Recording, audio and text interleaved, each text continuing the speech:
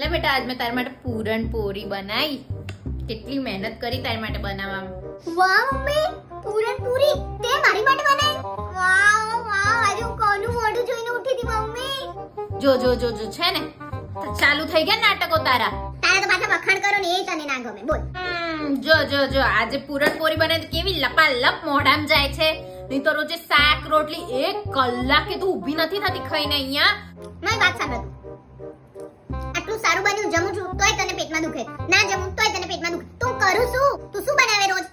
દૂધીનું શાક, કારેલાનું શાક, કંકોડાનું શાક. શું કંકોડો ભાવે? એ મતલબ કંકોડો ભાવતું હોય કંકોડાનું શાક? આના માટે તો કશું કરવું જ ના જોઈએ. કરો તોય આમ સામ નફટ જેવી છો, નફટ. એક હજી આપને હજી એક જોઈએ. એમ નહીં કે બિચારી મમ્મીએ બનાવ્યું તેને એપ્રિશિએટ કરીએ ને કે હજી એક આપ. હાથ નથી આપ્યા, જઈને સીધી રસોડામાં બનાવીને મને જમાડ ને કોક વાર. મને આવડતું હતું તને કે તારી જોડે એટલે લમણા લે, હું જાતે જ બનાવીને તો મૂકી દેતી, ખાઈ લેતી. નહીં આવડતું એટલે તો કહું છું ને. અહીંયા આટલું બધું નાટક કર્યા કરતા ત્યાં જઈને વાસણ ધો. હા જઉં છું પણ ધોઈ દઈશ વાસણ. મને ખબર નહીં પડતી વખાણ ધોઉં છું, વાસણ જ ધોવા જઉં છું. આમ છે ને મમ્મી તું આમ છે, મને ખબર છે હું બધી સારી છું. હો જા હવે વાસણ ઘસો જા.